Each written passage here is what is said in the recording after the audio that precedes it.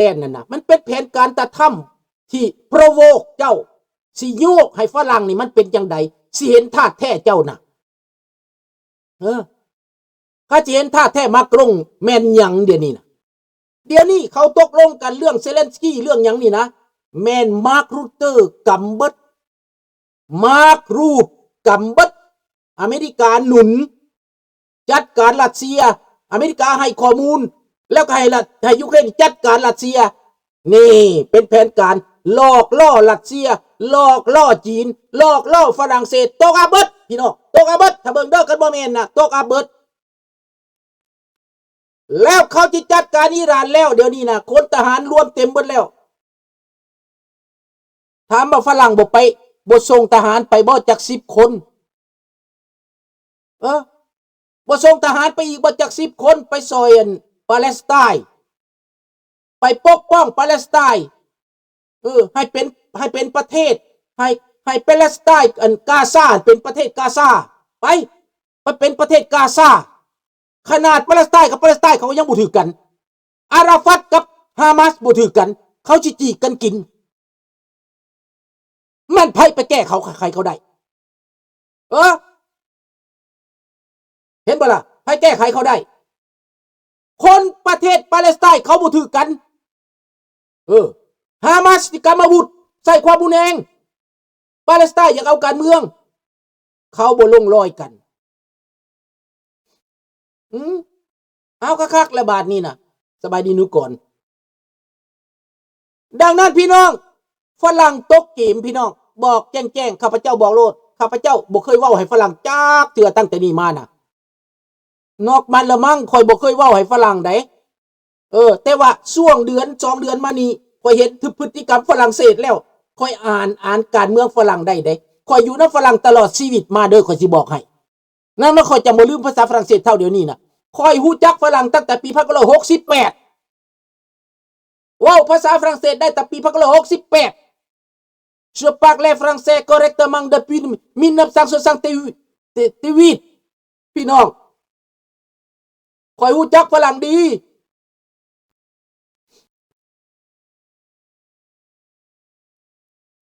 ปาเลสไตน์แบ่งเป็น2 พวกอเมริกาพยายามแก้ไขพยายามจัดตั้งเอาตุรกีเข้ามาเอาเชิญรัสเซียเข้ามาเชิญทุกๆประเทศเข้ามาฝรั่งปฏิเสธอเมริกาออกเงินเท่าใดประเทศที่เขามาห่วมนั่นทุกประเทศต้องมิลลิยาเสียมิลลิยาหนึ่งเพื่อซอยปาเลสไตน์สร้างสาปาเลสไตน์ขึ้นมาใหม่ปลูกเขื่อนปลูกซ่านให้ใหม่เฮ็ดตำรวจขึ้นมาใหม่เฮ็ดความมั่นคงขึ้นมาใหม่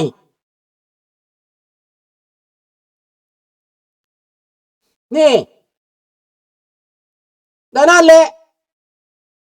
ในเมื่อว่าจังซี่แล้วอเมริกาจะว่าออกเท่าใดอเมริกาเขาบ่ได้ออกมิลลิยาได้เขาออกเป็น10 มิลลิยาพุ่นน่ะในหั่นน่ะนายทุนปอกค่าคนต่างๆสร้างให้ปาเลสไตน์เจ้าสิเอาหรือบ่เอาเจ้าสิอยู่ภายใต้ลูกระเบิดหรือเจ้าสิอยู่ภายใต้การกินดีอยู่ดีเจ้าสิเอาผ้าโปกหัวและข่มเหงหมู่บ่ผู้ใดบ่ผ้าโปกหัวจะไปฆ่าอันบ่แบบนั้นเจ้าก็สิไปห้องให้เฮ็ดหยังเจ้าเก่งเจ้าเฮ็ดเองเขาปล่อยเจ้าตายเองมาหลายแล้วเก่งหลายบ่พวกปาเลสไตน์เก่งหลายบ่เอาไปสู่เซาท์กับอิสราเอลไปคนหดลูกเต้าแดงมึงไปคนนกเด็กน้อยพุ่นไปคนไป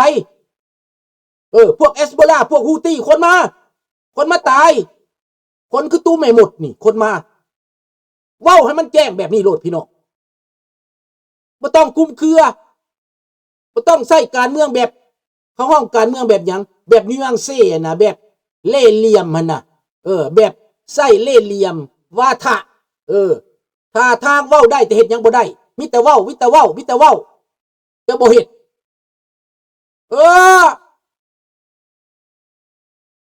ถูกต้องฝ่ายดีเขาอยากแก้ไขบ่แม่นชาติเขาก็ตามเขาอยากแก้ไขมันบ่ได้เกี่ยวข้องกับอเมริกาและปาเลสไตน์ถ้ามันข้าพเจ้าเป็นประธานาธิบดีมึงอยากตายมันตายโลดผู้ใดอยากฆ่ามันฆ่าโลดเพราะว่ามันบ่มักความดีเว้ามาเท่าใดครั้งล่ะประชุมเท่าใดครั้งอเมริกาไปประชุมหมดเงินหมดคำหมดเวลาเท่าใดไปแก้ไขปัญหาแต่ละบอนกองประชุมแต่ละบอนแก้ไขปัญหาปาเลสไตน์มาต ตั้งแต่ข้าพเจ้าเกิดมาได้ยินแต่พวกปัญหาพวกผีหานี่นะมึงคือบ่ตายในทะเลทรายจนหมดจ้ะเฮ็ดเชิกมาอยู่ตลอดแม่นเจ้าบ่มักเขาบ่มักอยู่นั่นแต่เขาก็บ่มีบอลอยู่นะให้เขาไปอยู่ใส่เยอรมันฆ่าเขาเกือบหมดโคตรหมดเสื้อมันก็บ่เบิดอยู่บ่หลายตายบ่หมดไล่เขาไปเตะอยู่ทะเลทรายว่าเขาสิตายเขาเป็นแห่งเจริญทรัพย์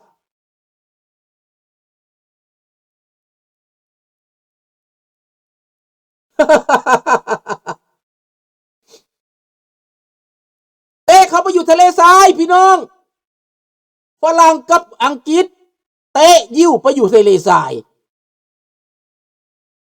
สุดท้ายยิ้วไปอยู่ไสก็ตามเขาบ่ทิ่มกันเหมือนดังเฮาลาวนอกปัจจุบันบ่ทิ่มกันนี่นะไปอยู่ไสก็ยังคือฮอดคือถึง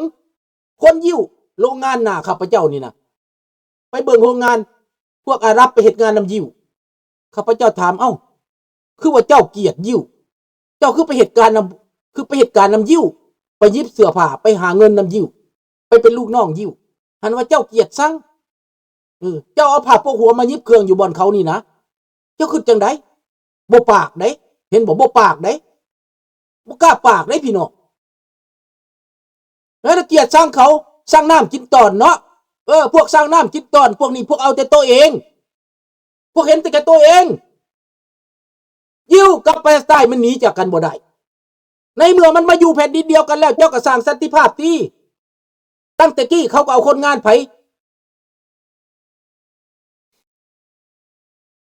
นั่นแหละถูกต้องประยูนตั้งแต่ก่อนพวกปาเลสไตน์พวกอันน่ะเวสต์แบงค์พวกมูนีนะพวกเวสต์แบงค์พวกอันนี้นะไปเหตุการณ์อยู่อิสราเอลนะไปเฮ็ดสวนเฮ็ดหมักไม้เลี้ยงงัวเลี้ยงควายให้เขานะมื้อละ100,000 คนไปเฮ็ดเวียกนะแต่ว่าพวกนี้ถูกยุยงปลุกปั่นจากไสจากอิหร่านจากเลบานอนจากซีเรียได้เงินมาจากนั้นซื้ออาวุธฆ่าเขาเฮ็ดเรื่องสร้างได้เงินเขาแต่ฆ่าเขาบัดเขาเอาคืนเลยเจ้าสิว่าจังได๋สบายดีน้องรัตบรบัดเขาเอาคืนรถมุนเห็นบ่ล่ะห้องตายวอกว่าห้องหาอเมริกาคันอเมริกาบ่มักกระดาอิหร่านคือกันตั้งแต่กี้จับอเมริกาไล่ฆ่าอเมริกาเดี๋ยวนี้ห้องหาอเมริกาอีพ่อใหญ่มันฆ่าบักผ่าพวกหัวฆ่าแล้วห้องหาอเมริกาเดี๋ยวนี้น่ะนั่นแหละแหละให้คิดเอาพี่น้องต้องเบิ่งความจริงมีงองไล่กับข่าพวกโรฮิงญาเบิดจากล้านเบิดจากแสนจูดเฮือนเผาซานจักหน่อยเขาก็เอาคืนจักหน่อยเขาเอาคืนพี่น้องถ้าเบิ่งกรรมตามสนองเด้อดังนั้นพี่น้องข้าพเจ้าว่าในกองประชุมดาวอสครั้งนี้นะผู้เสียหายเป็นฝรั่งเศสข้าพเจ้าสรุปโดดผู้ใดสิว่าโดนัลด์ทรัมป์ข่าวไทยแจ้งว่าข่าวไทยก็แบบโดนัลด์ทรัมป์จำนนให้พวกฝรั่งเศสจำนนให้พวกยุโรปแล้วว่าซ่านข่าวไทยได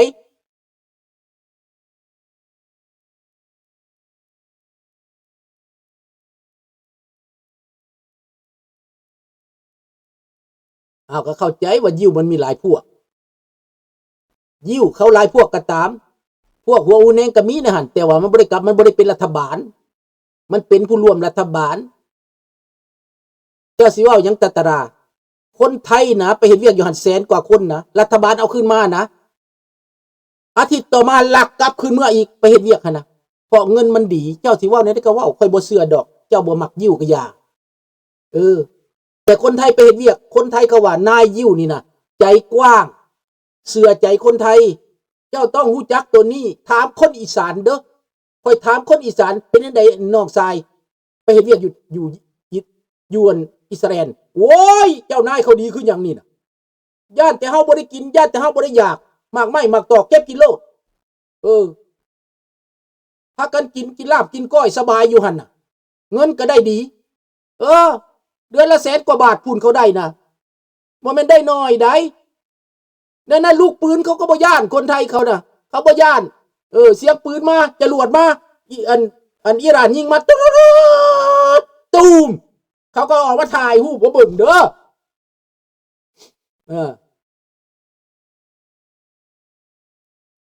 นี่แหละออกมาถ่ายตูมคนไทยเขาบ่ย่านตายเขาบ่สนใจเขาจะได้เงินนี่ลาวก็ไปบ่เห็นงานนำอยู่ก็สิมีอยู่บ่หลายดังนั้นพี่น้องเรื่องข่าวลาวก็ถ้าฟังคอยบ่อยากเว้าเรื่องลาวหลายเด้อเพราะว่าเรื่องลาวคอยจะบ่มาเปิดความลับให้ผู้ใดฮู้จักหลายดอกคอยจะเว้าไปเรื่องอื่นให้มันอึมครึมแบบนี้แหละพวกเจ้าขึ้นเอาเองถ้าพวกเจ้าเชื่อถ้าพวกเจ้าเข้าใจจุดที่เฮ็ดเวียกเรื่องบ้านเรื่องเมืองจุดที่ร่วมศูนย์กันอยู่นี่แล้วน้ำราชวงศ์นี่แล้วข่อยจะบ่โฆษณาอีกพวกเจ้าอยากสลาดพวกเจ้าก็สลาดบ่อยากสลาดพวกเจ้าบ่อยากเชื่อก็เฮ็ดไปพวกเจ้าข่อยจะบ่เว้าหยังข่อยเฮ็ดเวียกกับคนที่เชื่อใจข่อยเฮ็ดเวียกกับคนที่มักพวกบ่มักบ่ต้องเว้าหยังเท่านั้นแหละดังนั้นพี่น้องตอนนี้นะอเมริกาเขาทหารไปเต็มเบิดแล้วอิหร่านรอ next หลังจากอิหร่านแล้วก็เป็นคิวบาเป็นสเต็ปไปเด้อพี่น้องหลังจากคิวบาแล้วหลังจากพวกคอมมิวนิสต์และรัสเซียจบลงไปแล้วลาวเตรียมตัวโลดก็ได้บอกแค่เท่านั้นแหละให้เตรียมทหารไว้หลายๆเด้อลาวเด้อเตรียมทหารจัก200,000หรือ300,000คนพุ่นเด้อลาวเด้อฝึกทหารไว้หลายๆเด้อ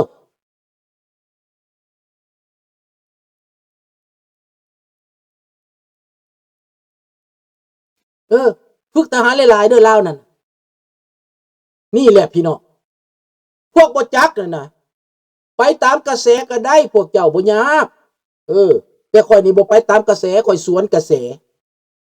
พวกเจ้าอยากนิยมจีนอยากนิยมรัสเซียก็นิยมโลดและพวกเจ้าก็เห็นแล้วว่ารัสเซียเป็นอย่างไรตอนนี้นะเรื่องปัญหาลาวก็บ่ต้องหยังดอกลาวนั้นเป็นหยังเป็นเศษของรัสเซียลาวเป็นเศษของจีนเศษของรัสเซียเวียดนามอยู่มัดแล้วเดี๋ยวเวียดนามนะนี่ลาวทำงานอยู่อิสราเอล120 คนก็ไปถามเบิ่งเขาได้เงินบอกข้าพเจ้าว่าเขาได้เงินได้ไปเลี้ยงหมูเลี้ยงม้าเลี้ยงเป็ดเลี้ยงไก่ก็ตามบ่ฮู้จักลุงบ่เห็นเขาอยากไปก็ไปอเมริกาลุงบ่เห็นลุงตาบอดลุงบ่เห็นหยังเบิดบ่จักบ่ฮู้บ่สิมีแต่ว่าคนลาวเตรียมตัวเท่านั้นลุงบ่เห็นหยังเบิดไดอเมริกาเฮ็ดหยังในลาวลุงก็บ่ฮู้บ่จักรัฐบาลลาวเฮ็ดหยังลุงก็บ่ฮู้อีกเพราะว่าบ่อยากฮู้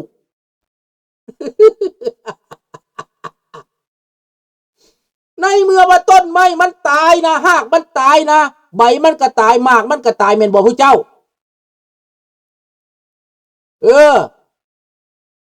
คนลาวบ่มีความสามัคคีมันจะเล็ดได้จังได๋แม่นความเจ้า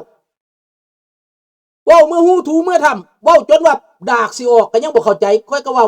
คันบ่งูก็หลายเติบ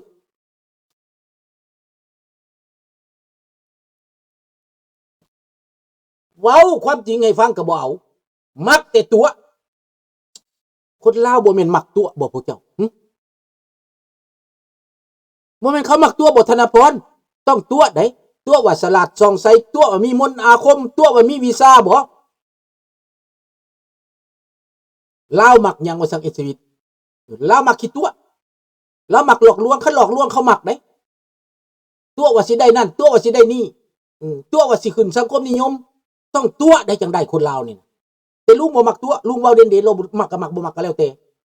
ปล่อยเขาตายเองปล่อยให้เขาตายเองเขามักขี้ตัวให้เขาตายเองนั่นแหล